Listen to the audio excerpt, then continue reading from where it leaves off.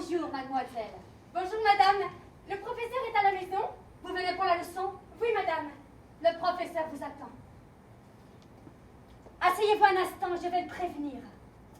Merci, madame.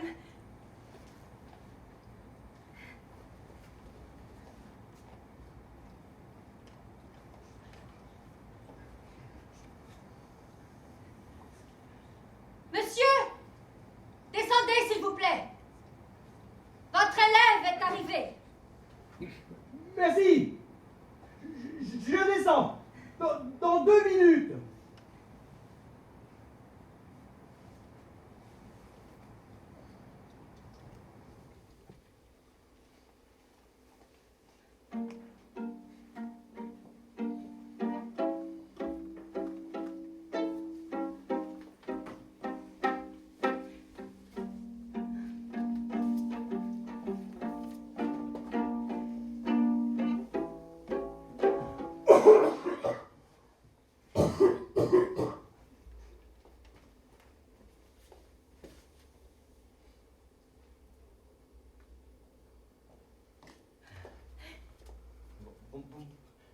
Bonjour, mademoiselle, c'est vous. C'est bien vous, n'est-ce pas, la nouvelle élève? Oui, monsieur. Bonjour, monsieur. Vous voyez, je suis venue à l'heure. Je n'ai pas voulu être en retard. C'est bien, mademoiselle. Merci. Mais il ne fallait pas vous presser. Je ne sais comment m'excuser de vous avoir fait attendre. Je finissais justement, n'est-ce pas, de... Je m'excuse. Vous m'excuserez? Oh, il ne faut pas, monsieur. Il n'y a aucun mal, monsieur. Mes excuses. Vous avez eu de la peine à trouver la maison? Oh, du tout? Pas du tout. Et puis d'ailleurs, j'ai demandé. Tout le monde vous connaît ici. Il y a 30 ans que j'habite en ville, mademoiselle. Vous n'y êtes pas depuis longtemps. Comment la trouvez-vous? Oh, elle ne me déplaît nullement. C'est une jolie ville, agréable, un joli parc, des beaux magasins, des rues, des avenues. C'est vrai, mademoiselle. Pourtant, j'aimerais autant vivre autre part. À Paris. Ou au moins à Bordeaux. Oh, vous aimez Bordeaux? Je ne sais pas. Je ne connais pas. Oh, alors vous connaissez Paris? Non plus, mademoiselle. Mais si vous me permettez de vous poser la question, pourriez-vous me dire, Paris, c'est le chef-lieu de, mademoiselle? Paris, c'est le chef-lieu de la France. Oh, mais oui, mademoiselle. Oh, mais c'est très bien, c'est parfait. Oh, mais félicitations, vous connaissez votre géographie nationale sur le bout des ongles. Vos chefs-lieux. Oh, je ne les connais pas tous encore, monsieur. Ce n'est pas si facile que ça. J'ai du mal à les apprendre. Ça viendra, mademoiselle. Du courage. La patience. Doucement. Doucement. Vous verrez, ça viendra.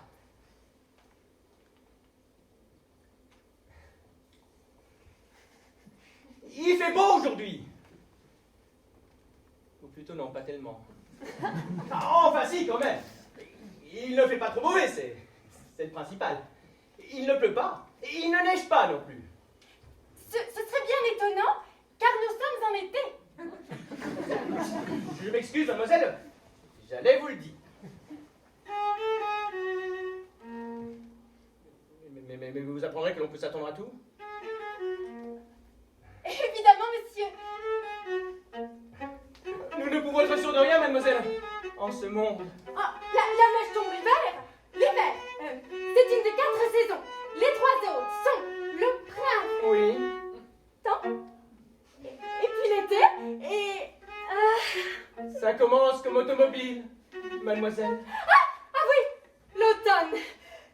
Très bonne réponse, mademoiselle. C'est bien, c'est parfait. Alors, je suis convaincu que vous serez une bonne élève. Vous ferez des progrès. Vous êtes intelligente, vous me paraissez instruite. Bonne mémoire. Oh, je connais mes saisons, n'est-ce pas, monsieur? Mais oui, mademoiselle. presque. De toute façon, c'est déjà bien.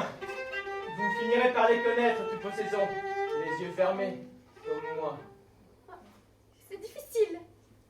Oh non! Il suffit d'un petit effort. De la bonne volonté, mademoiselle. Vous verrez, ça viendra. Soyez-en sûrs. Oh, je voudrais bien, monsieur. J'ai une telle soif de m'instruire. Mes parents aussi désirent que j'approfondisse mes connaissances. Ils veulent que je me spécialise. Ils pensent qu'une simple culture générale, même si elle est solide, ne suffit plus. Vos parents, mademoiselle, ont parfaitement raison. Vous devez pousser vos études. Je m'excuse de vous le dire. C'est une chose nécessaire. La vie contemporaine est devenue très complexe. Oui, tellement compliqué. Mes parents sont assez fortunés. J'ai de la chance. Ils pourront m'aider à travailler, à faire des études très supérieures. Et vous voudriez vous présenter? Le plus tôt possible au premier concours de doctorat. C'est dans 3 semaines. Vous avez déjà votre baccalauréat. Si vous me permettez de vous poser la question. Oui, monsieur. J'ai mon bac aux sciences et mon bac aux lettres. Ah. Vous êtes très avancé. Trop avancé peut-être même pour votre âge. Et quel doctorat voudriez-vous passer? Sciences matérielles ou philosophie normale? Ah, mes parents voudraient bien, si vous croyez que cela est possible en si peu de temps, hein, ils voudraient bien que je passe mon doctorat total. Le doctorat total. Vous avez beaucoup de courage, mademoiselle. Je vous félicite sincèrement. Oh, nous tâcherons, mademoiselle, de faire notre mieux. D'ailleurs, vous êtes déjà assez savante à un si jeune âge. Oh, monsieur. Alors, si vous voulez bien me permettre mes excuses, je vous dirais qu'il faut se mettre au travail. Nous n'avons guère de temps à perdre. Mais au contraire, monsieur, je le veux bien. Et même, je vous en prie. Puis-je donc vous demander de vous asseoir là? Bon. Voulez-vous bien me permettre, mademoiselle, si vous n'y voyez pas d'inconvénient, de m'asseoir en face de vous? Oh, certainement, monsieur. Et même, je vous en prie. Merci. Voilà. Vous avez vos livres, vos cahiers. Oh, oui, monsieur, bien sûr. J'ai là tout ce qu'il faut. C'est bien, mademoiselle, c'est très bien. Alors, si cela ne vous ennuie pas, pouvons-nous commencer? Oui, monsieur. Je suis à votre disposition. Monsieur?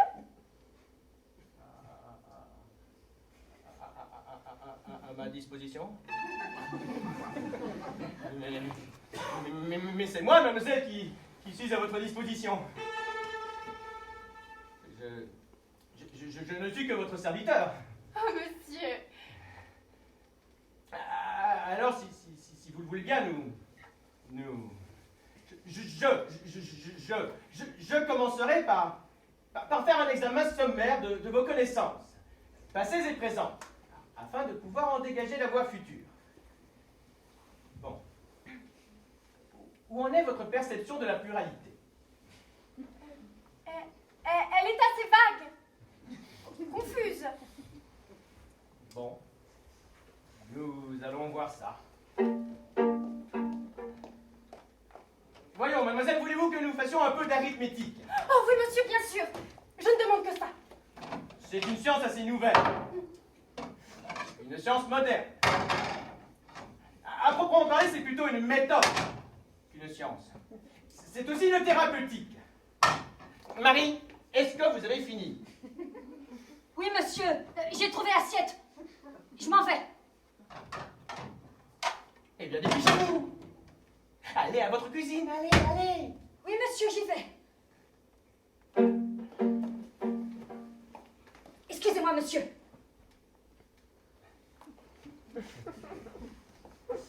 Faites attention. Je vous recommande le calme. Vous êtes ridicule, Marie, voyons. Ne vous inquiétez pas. On dit toujours ça. Je n'admets pas vos insinuations. Je sais parfaitement comment me conduire. Je suis assez vieux pour cela. Justement, monsieur, vous feriez mieux de ne pas commencer par l'arithmétique avec mademoiselle. L'arithmétique, ça fatigue, ça énerve. Mais plus à mon âge, voyons. Et puis de quoi vous mouillez-vous? Votre place n'est pas ici. Allez, à votre cuisine. Allez. Bien, monsieur, bien. Mais vous ne direz pas que je ne vous ai pas Averti. Marie, je n'ai que faire de vos conseils. C'est comme monsieur veut.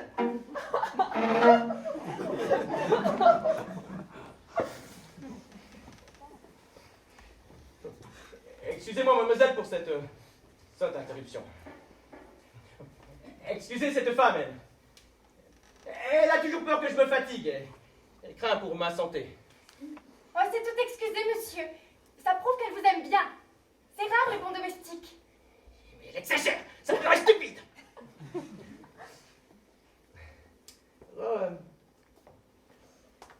Revenons à nos moutons arithmétiques. Je vous suis, monsieur. Tout en restant assise. Comme vous, monsieur. Bon, arithmétisons donc un peu. Oh oui, très volontiers, monsieur. Cela ne vous ennuierait pas de me Du dire tout, monsieur, allez-y. combien font 1 et 1. 1 et 1 font 2. Bonne réponse, mademoiselle. Et vous me paraissez fort avancé dans vos études. Vous aurez facilement votre doctorat total, mademoiselle. Je suis bien contente. D'autant plus que c'est vous qui le dites. Poussons plus loin. Combien font 2 et 1? 3. 3 et 1. 4. 4 et 1. 5. 5 et 1. 6. 6 et 1. 7. 7 et 1. 8. 7 et 1. 8. Bis. Bonne réponse, mademoiselle. 7 et 1. 8. Terre. Excellent. 7 et 1. 8 quater et parfois 9. Magnifique.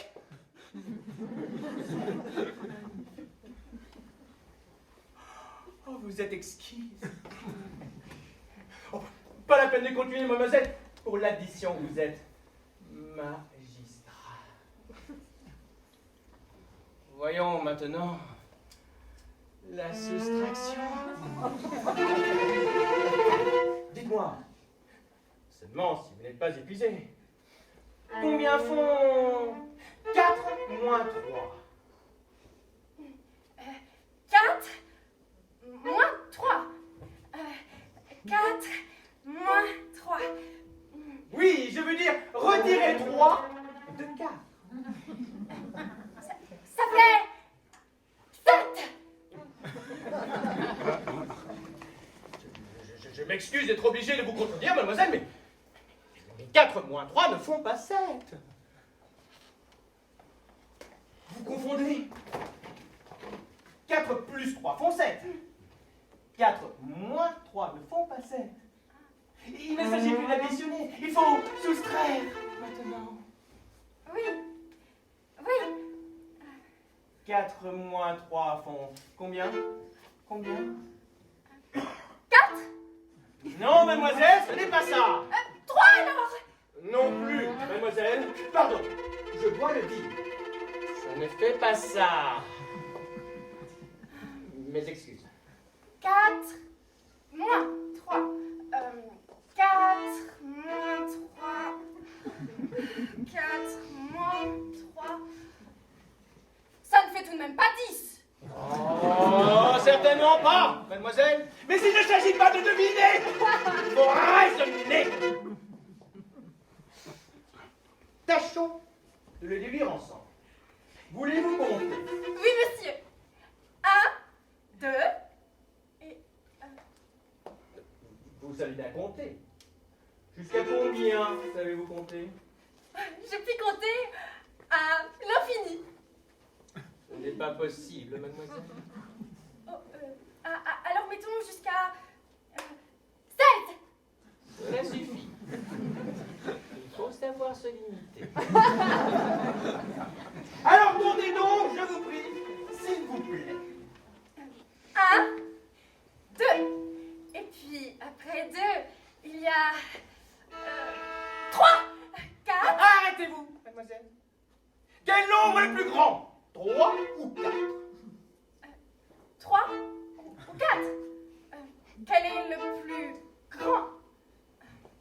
Le plus grand de 3 ou 4? Dans quel sens le plus grand?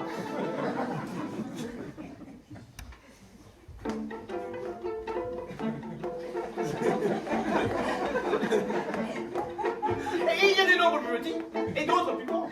Dans les nombres plus grands, il y a plus d'unités que dans les petits. Oh, que dans les petits nombres? À moins que les petits aient des unités plus petites. Si elles sont toutes petites, il se peut qu'il y ait plus d'unités dans les petits nombres que dans les grands. S'il s'agit d'autres unités. Oh, dans ce cas, les petits nombres peuvent être plus grands que les grands nombres. Laissons cela. Ça nous mènerait beaucoup trop loin. Beaucoup trop loin. Sachez seulement qu'il n'y a pas que des nombres. Il y a aussi des grandeurs, des sommes, il y a des groupes, il y a des tas de choses, telles que les prunes, les oies, les wagons, les pépins, etc. Supposons simplement, pour faciliter notre travail, que nous n'avons que des nombres égaux. Les plus grands seront ceux qui auront le plus d'unités égales. Celui qui en aura le plus sera le plus grand. Oh, je comprends, monsieur. Vous identifiez la qualité à la quantité. Cela est trop théorique, mademoiselle. Trop théorique. Vous n'avez pas à vous inquiéter de cela. Prenons notre exemple et raisonnons sur ce cas précis. Laissons les conclusions générales pour plus tard. Vous avez le nombre 4 et le nombre 3, avec chacun un nombre toujours égal d'unités. Quel nombre sera le plus grand? Le nombre le plus petit ou le nombre le plus grand? Excusez-moi, monsieur, mais qu'entendez-vous par le nombre le plus grand? Est-ce celui qui est moins petit que l'autre? Ah, mademoiselle, parfait! Vous m'avez très bien compris. Ah, alors c'est 4. Qu'est-ce qu'il est le 4? Plus grand ou plus petit que 3? Plus petit. Non, plus grand. Excellente réponse! Combien d'unités avez-vous de 3 à 4? Ou de 4 à 3 si vous préférez? Il n'y a pas d'unité, monsieur, entre 3 et 4. 4 vient tout de suite après 3. Il n'y a rien du tout entre 3 et 4. Je me suis mal fait comprendre. C'est sans doute ma faute, je n'ai pas été assez clair. Oh non, non, monsieur, la faute est mienne. Tenez. Voici 3 allumettes. En voici encore une. Ça fait 4. Vous voyez, elles sont bien 4. J'en retire une. Combien vous en reste-t-il? 5. Mais si 3 et 1 font 4, 4 et 1 font 5. Ça, ce n'est pas ça du tout! Vous avez toujours tendance à additionner, mais il faut aussi soustraire. Il ne faut pas uniquement intégrer, il faut aussi désintégrer. Mais c'est ça la vie, c'est ça la philosophie, c'est ça la science, la civilisation, le progrès. Oui, monsieur. Revenons à nos allumettes. Vous en avez donc 4. Vous voyez, elles sont bien 4. J'en retire une. Il ne reste plus que... Je ne sais pas, monsieur. Enfin, mais voyons, réfléchissez. Ce n'est pas facile, je l'admets. Pourtant, vous êtes assez cultivé pour faire l'effort intellectuel demandé et parvenir à comprendre. Alors... Je n'y arrive pas, monsieur. Je ne sais pas, monsieur. Prenons des exemples plus simples. Supposez que vous ayez eu 2 nez. Et je vous en aurais arraché un. Combien vous en restera-t-il maintenant? Aucun. Comment aucun? C'est justement parce que vous n'en avez arraché aucun que j'en ai un maintenant. Si vous l'aviez arraché, je ne l'aurais plus. Vous n'avez pas compris mon exemple.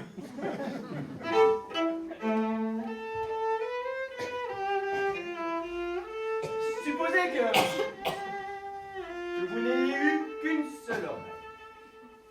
Oui, après. Je vous en ajoute une. Combien en auriez-vous? 2. Bon. J'en ajoute encore une. Combien en auriez-vous? 3 oreilles. J'en enlève une. Il vous reste combien d'oreilles? 2. Bon.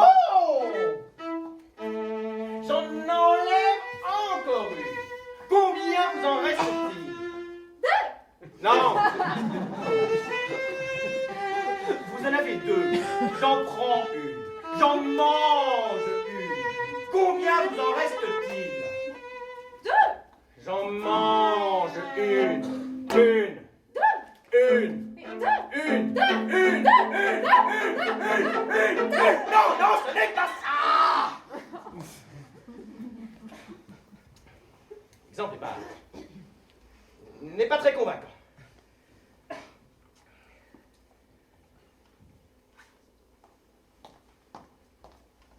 Écoutez-moi. Oui, monsieur.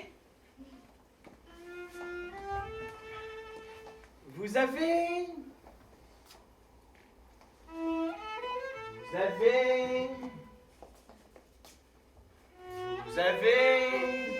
Des doigts. Si vous voulez. Parfait. Bon. Vous avez donc 10 doigts. Oui, monsieur. Combien en auriez-vous si vous en aviez 5? 10, monsieur. Ce n'est pas ça. Mais vous venez de me dire que j'en ai 10. Bon, ben, je vous ai dit aussi tout de suite après que vous en aviez 5. Mais je n'en ai pas 5, j'en ai 10.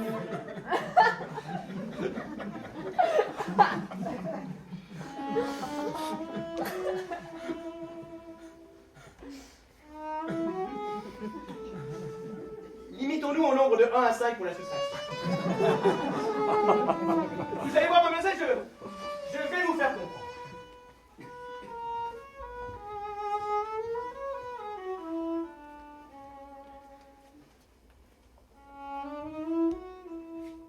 Un, 2, 3, 4. Ce sont des bâtons, mademoiselle. Vous voyez, des bâtons. Oui, monsieur. Ici, c'est 1 bâton, puis 2 bâtons, puis 3 bâtons, puis 4 bâtons et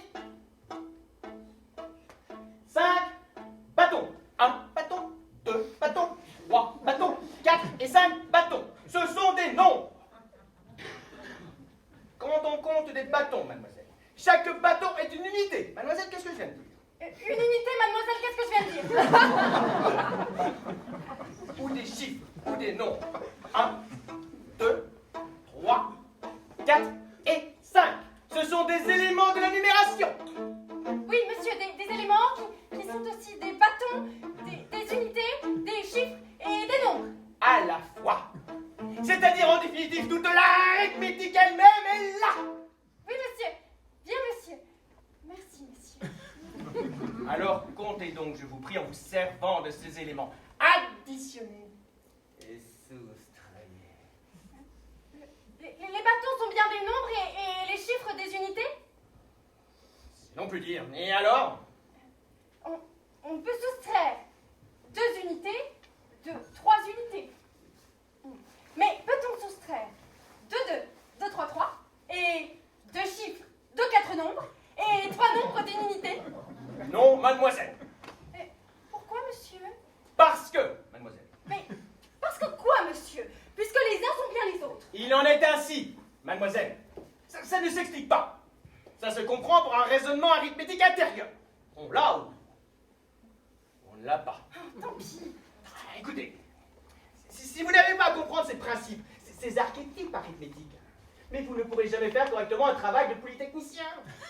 Encore moins ne pourra-t-on vous charger d'un cours à l'école polytechnique, ni à la maternelle supérieure. Je reconnais que ce n'est pas évident. C'est très abstrait, évidemment. Mais comment pourriez-vous, avant d'avoir bien approfondi les éléments premiers, arriver à calculer mentalement combien font, et ceci est la moindre des choses pour un ingénieur moyen, combien font, par exemple, 3 755 998 251 multiplié par 5 703 204 508. Ça fait 19 quintillons, 390 quadrillions, 2 trillions, 844 milliards, 219 millions, 164 508.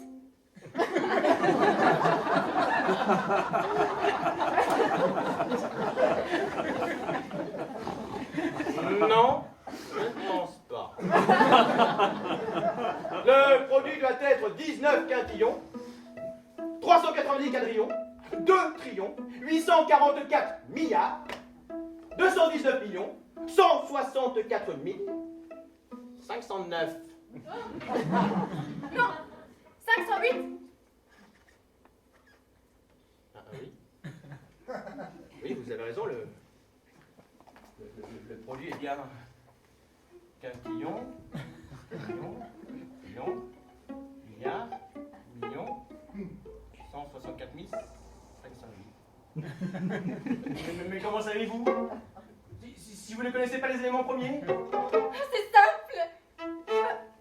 Ne pouvant me fier à mon raisonnement, j'ai appris par cœur tous les résultats possibles de toutes les multiplications possibles.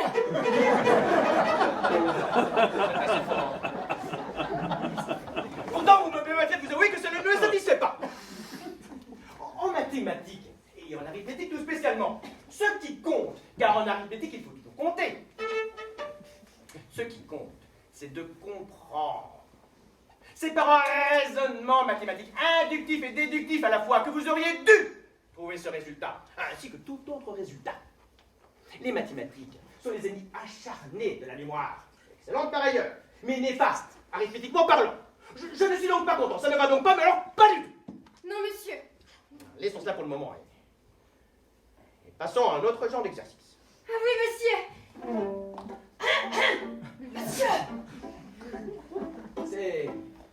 C'est dommage, mademoiselle, que vous soyez si peu avancée en mathématiques spéciales. Monsieur! Monsieur! Je crains que vous ne puissiez vous présenter au concours du doctorat total. Oui, monsieur. Dommage. Au moins, si vous... Mon mari! Qu'est-ce que ça veut dire? À la cuisine, à votre vaisselle. Allez, allez! Nous tâchons de vous préparer au moins pour le passage du doctorat partiel. Monsieur! Monsieur! Lâchez-moi, Marie, lâchez-moi donc! De quoi vous mêlez-vous? Je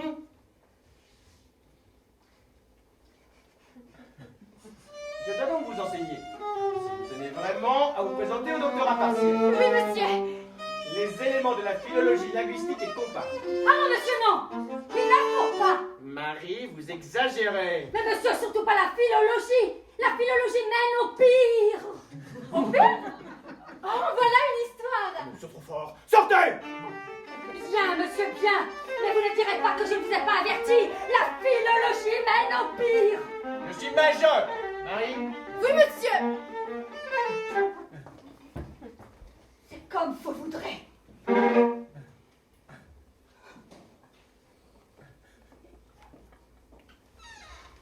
continuons, mademoiselle. Je vais donc vous prier d'écouter avec la plus grande attention. Mon cours tout prépare. Oui, monsieur. Grâce auquel, en 15 minutes, vous allez pouvoir acquérir les principes fondamentaux de la philologie linguistique comparée des langues néo-espagnoles. Ah oui, monsieur. Silence. Qu'est-ce que ça veut dire? Pardon, monsieur. Silence.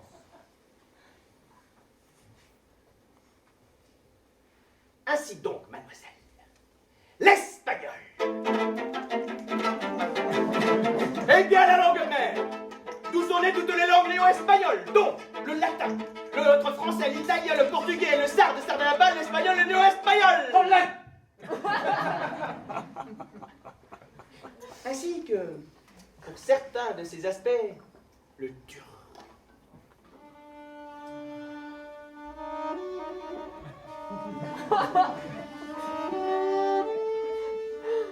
Lui-même, cependant, plus rapproché du grec.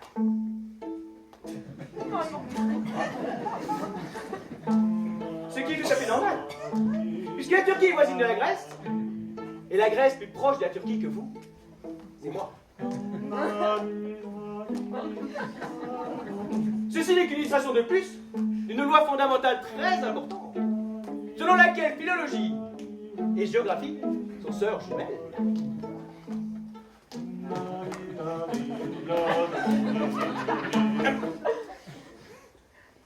Vous pouvez prendre note, mademoiselle. Oui, monsieur. Ce qui différencie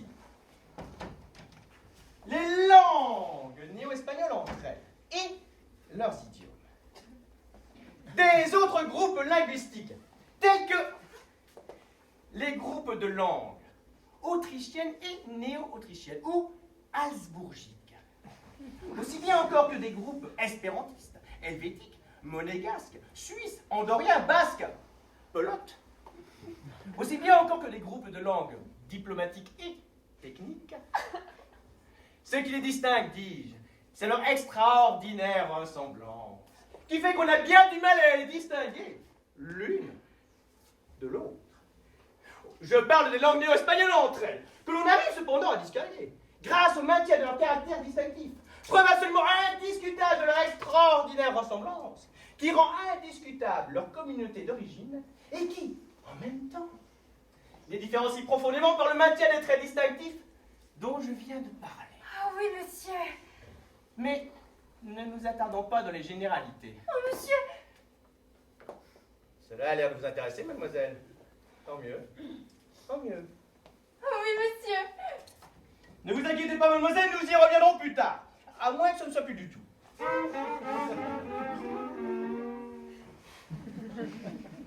Je dois le dire. Oui, monsieur. Toute langue, mademoiselle, sachez-le, et souvenez-vous-en jusqu'à l'heure de votre mort. Ah oui, monsieur. Jusqu'à l'heure de ma mort. Oui, monsieur. Ceci est encore un principe fondamental. Toute langue n'est en somme qu'un langage, ce qui implique nécessairement qu'elle se compose de sons, ou... Phonème. J'allais le dire. Mais n'étalez donc pas votre savoir, écoutez plutôt. Oui, monsieur. Bien, monsieur. Les sons, mademoiselle, doivent être saisis au vol par les ailes, afin qu'ils ne tombent pas dans les oreilles des sourds. Par conséquent, lorsque vous vous décidez d'articuler, il est recommandé, dans la mesure du possible, de lever bien haut le cou et le menton, et de vous élever sur la pointe des pieds, comme ceci, vous voyez? Oui, monsieur. Taisez-vous, restez assise. N'interrompez pas. Et d'émettre les sons très haut, de toute la force de vos poumons, associée à celle de vos cordes vocales. Comme ceci, regardez. Papillon, Eureka, Trafalgar, papi, papa. Ainsi, les sons remplis d'un air chaud, plus léger que l'air environnant, voltigeront, sans plus risquer de tomber dans les oreilles des sourds. Ils sont les véritables gouffres, les tombeaux des sonorités. Si vous émettez plusieurs sons à une vitesse accélérée, ceux-ci s'agripperont automatiquement les uns aux autres pour former des syllabes, des mots, à la rigueur des phrases, c'est-à-dire des groupements plus ou moins importants, des assemblages purement irrationnels de sons, dénués de tout sens, mais pour cela, capables de se maintenir sans danger une altitude élevée dans les airs.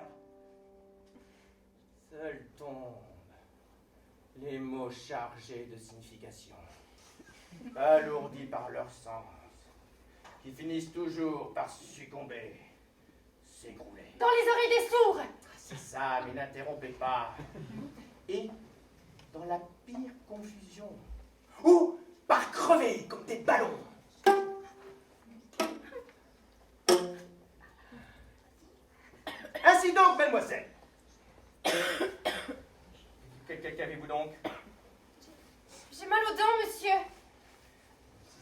Cela n'a pas d'importance, nous n'allons pas nous arrêter juste pour si peu. Hein.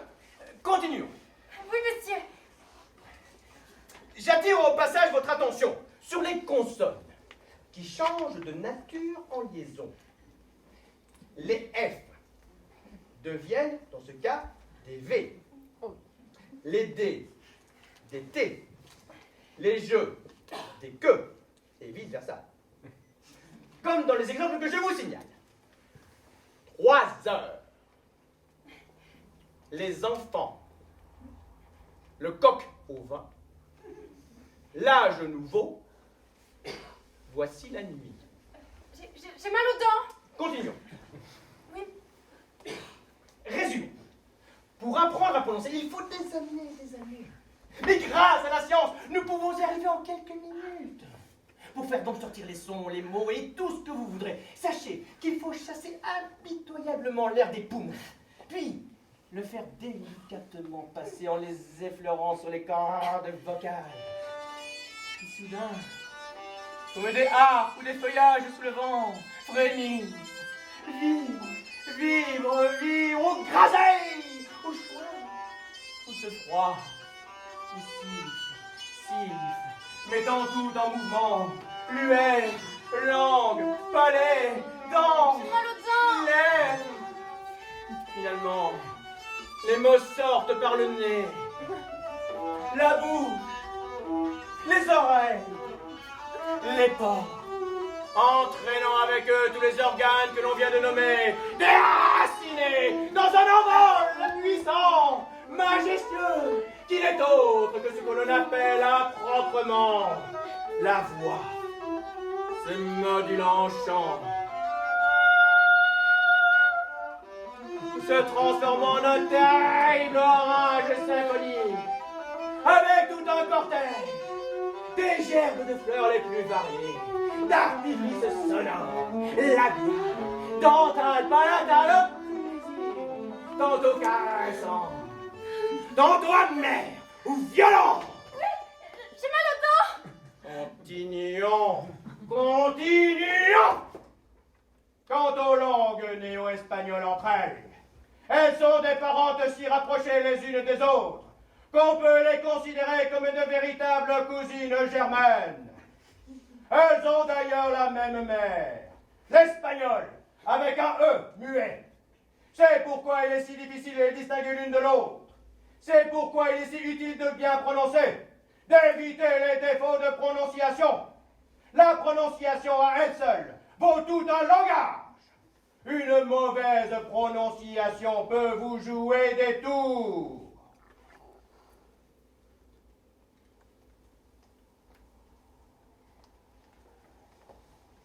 À ce propos,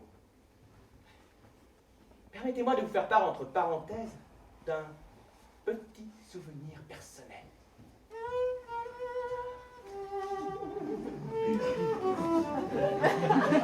J'étais tout jeune, encore presque un enfant. Je faisais mon service militaire. J'avais au régiment un camarade, vicomte. Il avait un défaut de prononciation assez grave. Il ne pouvait pas prononcer la lettre F. Au lieu de F, il disait F. Ainsi, au lieu de dire Fontaine, je ne boirai pas de ton eau, il disait Fontaine, je ne boirai pas de ton eau. Il prononçait fille au lieu de fille, firmin au lieu de firma, faillot au lieu de faillot, fatra au lieu de fatra, fifi, fon, fafa au lieu de fifi, fon, fafa, Philippe au lieu de Philippe, fique-toi au lieu de fique-toi, février au lieu de février, mars-avril au lieu de mars-avril, Gérard de Nerval et non pas, comme cela est correct, Gérard de Nerval, Mirabeau au lieu de Mirabeau, etc. Au lieu de etc. Et ainsi de suite, etc. Au lieu de etc. Et ainsi de suite, etc. Au lieu de etc. Seulement, il avait la chance de si bien pouvoir cacher son défaut grâce à des chapeaux que l'on ne s'en n'apercevez pas. Oui, j'ai mal aux dents. Continuons. Précisons d'abord leurs ressemblances, afin de mieux saisir par la suite ce qui différencie toutes ces langues entre elles. Attention, les différences ne sont guère saisissables aux personnes non averties. Ainsi donc, mademoiselle, tous les mots de toutes ces langues, Ah oui, j'ai mal aux dents. continuons, sont toujours les mêmes, ainsi que toutes les désinences, tous les suffixes, tous les préfixes, toutes les racines. Les racines des mots sont-elles carrées? En carré ou cubique, c'est selon. J'ai mal aux dents. Continuons. Ainsi, pour vous donner un exemple, qui n'est guère qu'une illustration, prenez le mot front. Avec quoi le prendre? Avec ce que vous voudrez, pourvu que vous le preniez, mais surtout, n'interrompez pas. Mal aux dents. Continuons. J'ai dit continuons. Prenez donc le mot français front. L'avez-vous pris? Oui, ça y est. Mes dents. Le mot front est racine dans frontispice. Il l'est également dans effronté. Isme est suffixe et F préfixe. On les appelle ainsi parce qu'ils ne changent pas, parce qu'ils ne veulent pas. J'ai mal aux dents. Continuons vite. Ces préfixes sont d'origine espagnole. J'espère que vous vous en êtes aperçu, n'est-ce pas? Est-ce que j'ai mal aux dents? Continuons. Vous avez pu également remarquer, mademoiselle, qu'ils n'avaient pas changé en français. Eh bien, rien non plus ne réussit à les faire changer, ni en latin, ni en italien, ni en portugais, ni en sardanapale ou sardanapale, ni en roumain, ni en néo-espagnol, ni en espagnol, ni même en oriental. Front, frontispice, effronté, toujours le même mot, invariablement la même racine, même suffixe, même préfixe, dans toutes les langues énumérées. Et c'est toujours pareil pour tous les mots. Dans toutes les langues? Ces mots veulent dire la même chose? J'ai mal aux dents. Absolument. Comment en serait-il autrement? De toute façon, vous avez toujours la même signification, la même composition, la même structure sonore, non seulement pour ce mot, mais pour tous les mots concevables dans toutes les langues. Car une même notion s'exprime par un seul et même mot dans tous les pays. Laissez donc vos dents. J'ai mal aux dents. Oui et oui. Bien. Continuons. Comment dites-vous? Par exemple, en français. Les roses de ma grand-mère sont aussi jaunes que mon grand-père, qui était asiatique. J'ai mal aux dents. Continuons. Dites quand même. En français? En français. Que je dise. En français, les roses de ma grand-mère sont... Aussi jaunes que mon grand-père, qui était asiatique. Eh bien, on dira en français, je crois, les roses de ma... comment dit-on grand-mère en français? En français, grand-mère. Les roses de ma grand-mère sont aussi jaunes. En français se dit jaune. Évidemment. Sont aussi jaunes que mon grand-père. Quand il se mettait en colère. Non. Qui était à... Asiatique. J'ai mal aux dents. C'est ça. J'ai mal. Aux dents, tant pis. Traduisez cela maintenant en espagnol, puis en néo-espagnol. En espagnol, ce sera... les roses de ma grand-mère sont aussi jaunes que mon grand-père qui était asiatique. C'est faux. Et en néo-espagnol, les roses de ma grand-mère sont aussi jaunes que mon grand-père qui était asiatique. Mais c'est faux.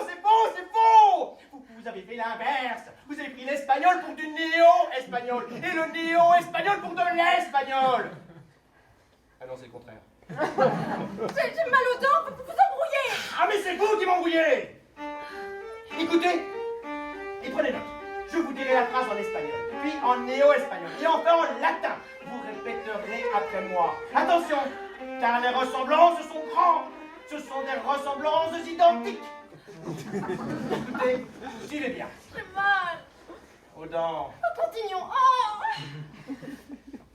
En espagnol, les roses de ma grand-mère sont aussi jaunes que mon grand-père qui était asiatique.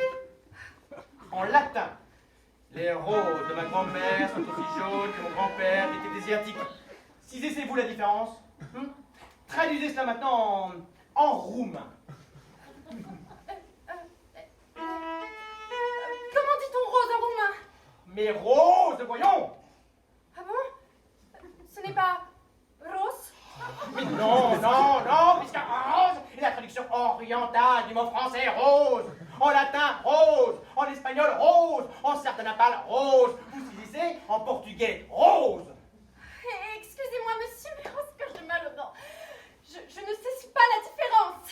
C'est pourtant bien simple, à condition d'avoir une certaine expérience pratique et technique de ces langues diverses, si diverses, malgré qu'elles ne présentent que des caractères tout à fait identiques. Je vais tâcher de vous donner une clé. Mal au dos. Ce qui différencie ces langues, ce ne sont ni les mots, qui sont les mêmes absolument, ni la structure de la phrase, qui est partout pareille, ni l'intonation qui ne présente pas de différence, ni le rythme du langage. Ce qui... M'écoutez-vous? J'ai mal aux dents. M'écoutez-vous, mademoiselle? Ah, nous allons nous fâcher. Vous m'embêtez, monsieur, j'ai mal aux dents. Nom d'un caniche à barbe, écoutez-moi. Oui. Allez-y.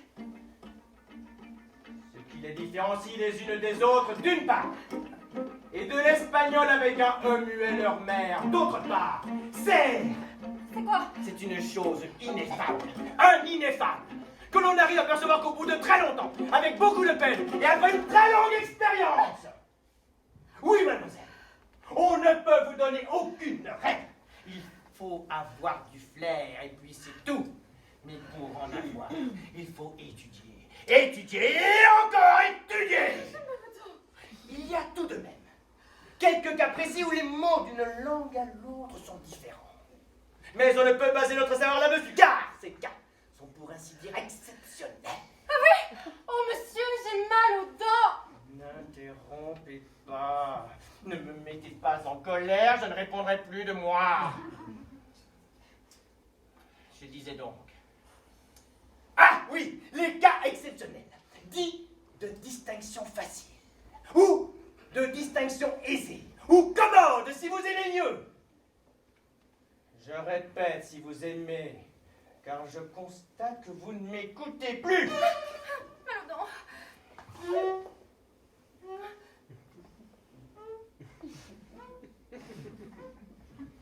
Je disais donc que dans certaines expressions d'usage courant, certains mots diffèrent totalement d'une langue à l'autre.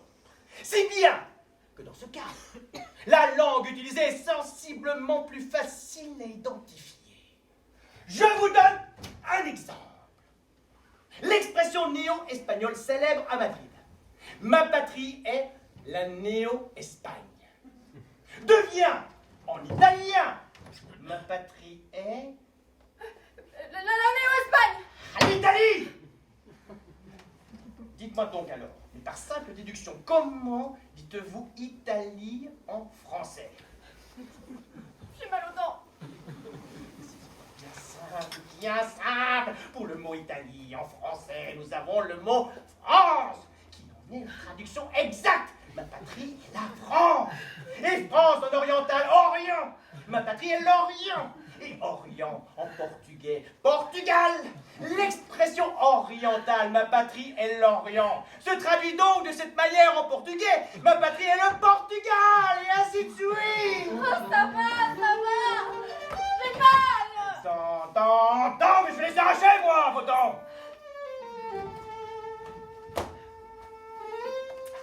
Encore un autre exemple. Le mot capitale. La capitale revêt, selon la langue que l'on parle, un sens différent. Ainsi, lorsque vous entendez dire un espagnol, j'habite la capitale, même chose que ce qu'entend un Portugais lorsqu'il dit lui aussi « J'habite la capitale ». À plus forte raison un Français, un Roumain, un Sardanapali. Dès que vous entendez dire « Mademoiselle », Mademoiselle, je dis ça pour vous, merde alors!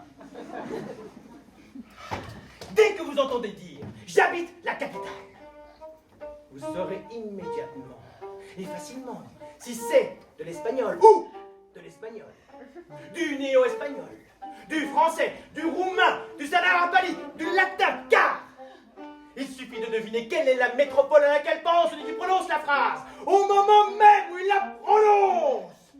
Mais ce sont à peu près les seuls exemples précis que je puisse vous donner. Putain. Silence, ou je vous fracasse le crâne. Essayez donc, crâneur. Parfaitement, tenez-vous donc tranquille. Malodon. La chose la plus... comment dirais-je? La plus paradoxale, oui c'est ça, c'est le mot. La chose la plus paradoxale est qu'un tas de gens qui manquent totalement d'instruction parlent ces différentes langues. Vous m'entendez? Qu'est-ce que j'ai dit? Ces différentes langues, qu'est-ce que j'ai dit? Vous avez de la chance. Ainsi, des gens du peuple parlent l'espagnol, farci de mots néo-espagnols, tout en croyant parler le latin. Ou bien, ils parlent le latin, farci de mots orientaux, tout en croyant parler le sardanapali. Ou l'espagnol, vous me comprenez? Oui, ça va, que voulez-vous de plus? Pas d'insolence, mignonne, gare à toi.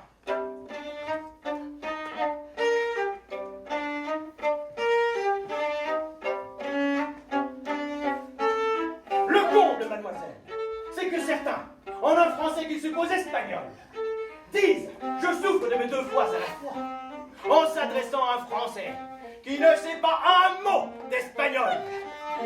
Pourtant, celui-ci le comprend aussi bien que si c'était sa propre langue.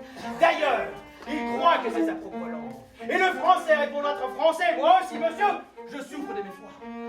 Et se fera parfaitement comprendre par l'espagnol, qui croit que c'est en pur espagnol qu'on lui a répondu, et qu'on parle espagnol. Alors qu'en réalité, ce n'est ni du français, ni de l'espagnol, mais du latin à la néo-espagnole. Tenez-vous donc tranquille, ne remuez plus des jambes, ne tapez plus de pieds. J'ai mal au corps. Comment se fait-il que, ne sachant pas quelle langue ils parlent, ou même en croyant parler chacun une autre, les gens du peuple s'entendent quand même entre eux? Je me le demande. C'est simplement une des curiosités inexplicables de l'empirisme grossier du peuple. Ne pas confondre avec l'expérience, un paradoxe, un non-sens, une des bizarreries de la nature humaine. C'est l'instinct, tout simplement. Pour tout dire en un mot, c'est lui qui joue ici.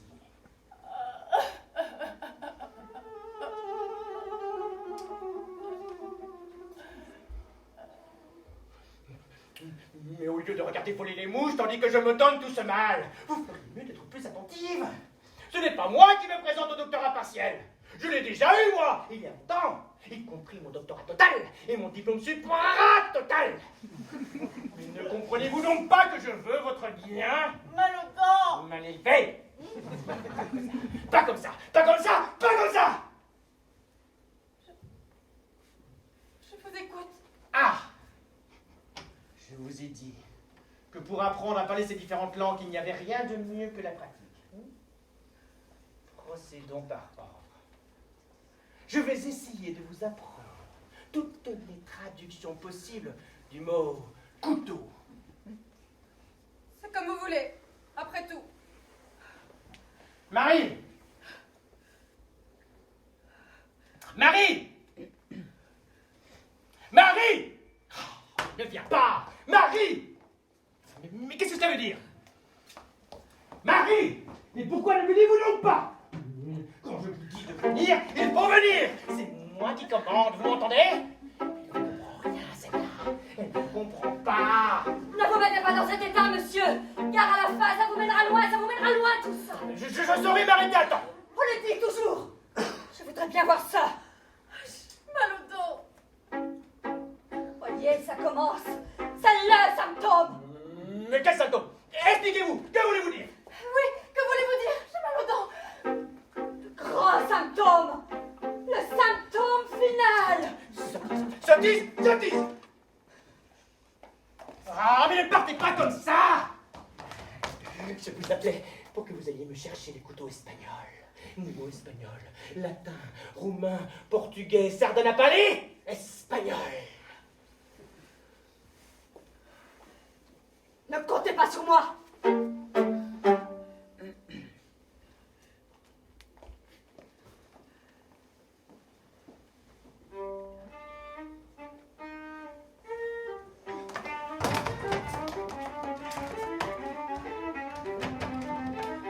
Ah! En voilà.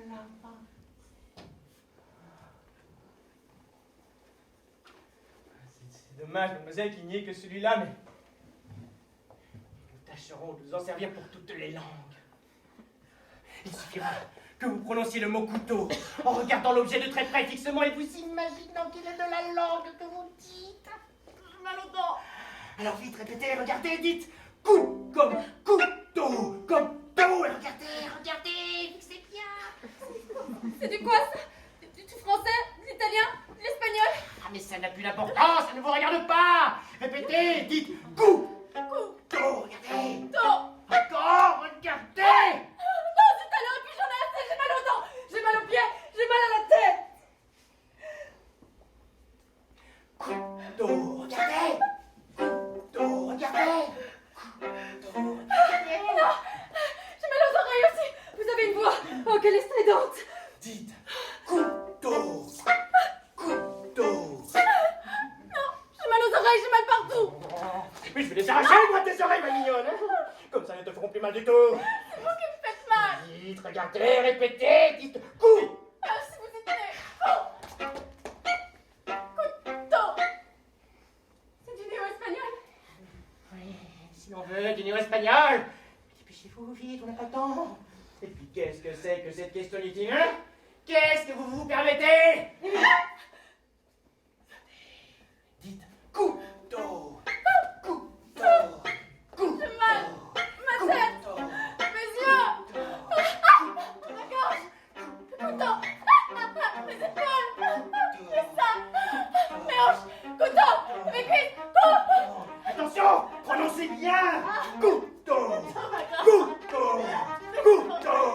Couteau. Couteau. Couteau. Mes bras! Mes seins! Mes hanches! C'est ça. Prononcez bien maintenant. Attention, le couteau tue.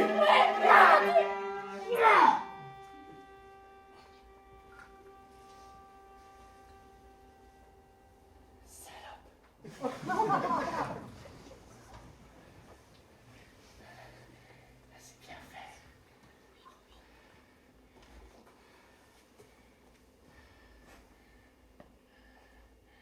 Ça me fait du bien. Ça me fait du bien.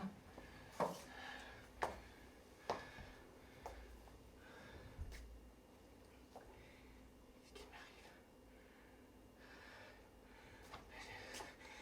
J'ai de la peine d'aspirer.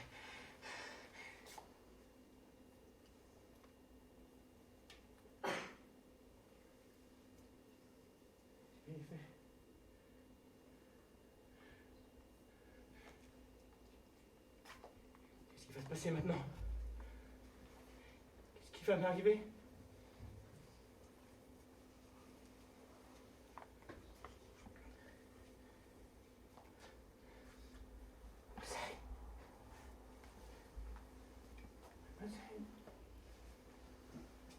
Mademoiselle, levez-vous!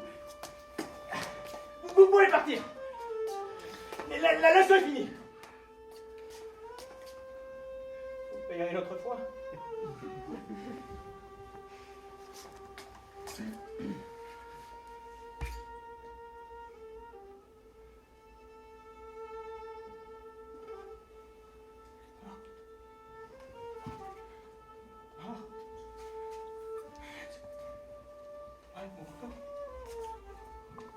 Mort.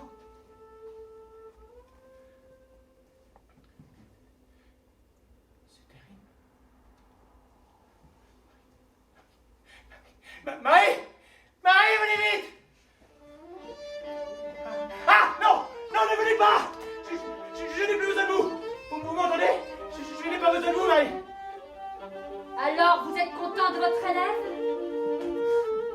bien profité de votre leçon?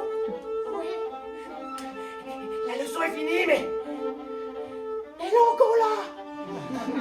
Elle ne veut pas partir. En effet. C'est pas moi. Non, non, je vous assure, ce n'est pas moi.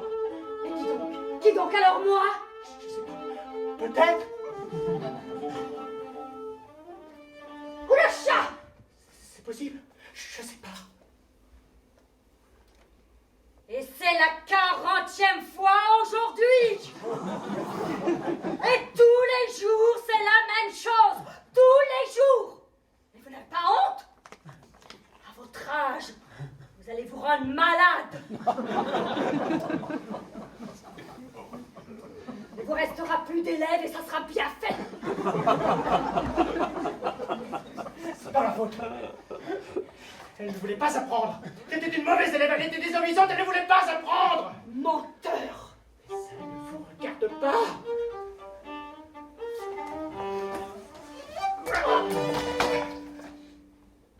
Pardon.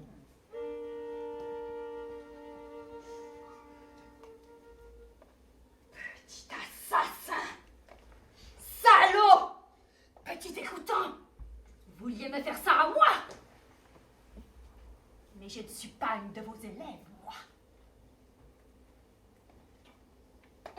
Allez, mettez ce couteau à sa place.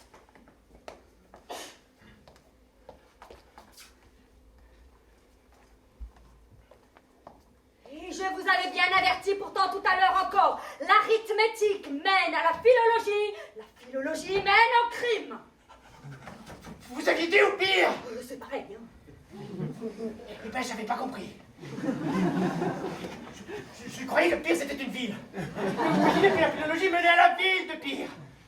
Menteur, vieux renard. Un savant comme vous ne se méprend pas sur le sens des mots. Faut pas me la faire. Je n'ai pas fait exprès de la tuer. Au moins, vous le regrettez. Ah oui, Marie, oui. Je vous jure. Oh. Vous me faites pitié, tenez. Oh, vous êtes un brave garçon. On va tâcher d'arranger ça. Ne recommencez pas, ça peut vous donner une maladie de cœur. Oui, Marie. Qu'est-ce qu'on va faire maintenant? On va l'enterrer.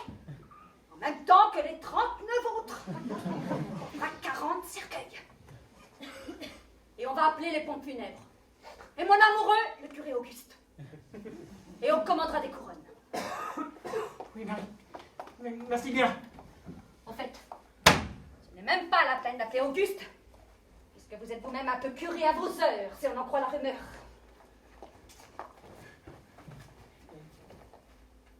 Pas trop cher les couronnes. Pas payer sa leçon. Ne vous inquiétez pas.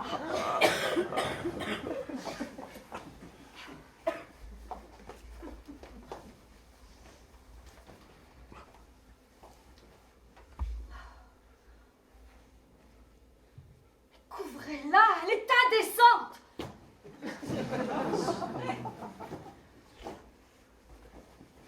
Et on va l'emporter. On risque de se surpasser. Avec 40 cercueils, vous vous imaginez? Les gens seront étonnés si je me demande ce qu'il y a dedans. On dira qu'ils sont vides. D'ailleurs, les gens ne demanderont rien, ils sont habitués. Même. Tenez, si vous avez peur, mettez ceci. Vous n'aurez plus rien à craindre, c'est politique.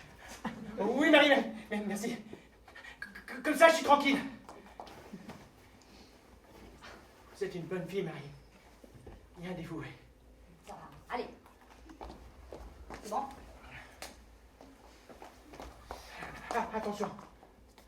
Lui faites pas de mal.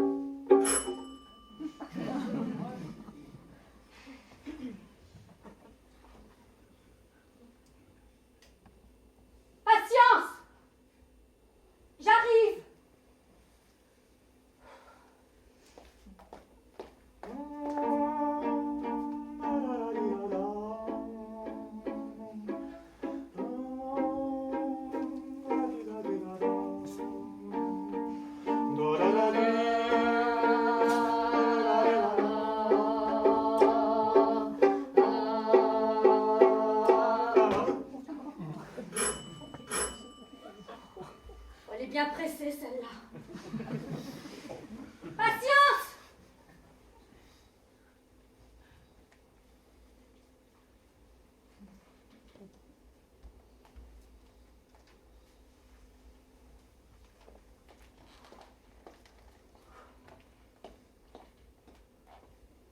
Bonjour, mademoiselle.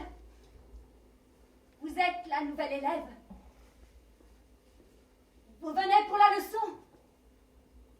Le professeur vous attend.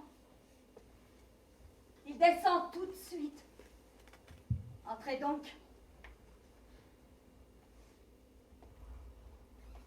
Entrez, mademoiselle.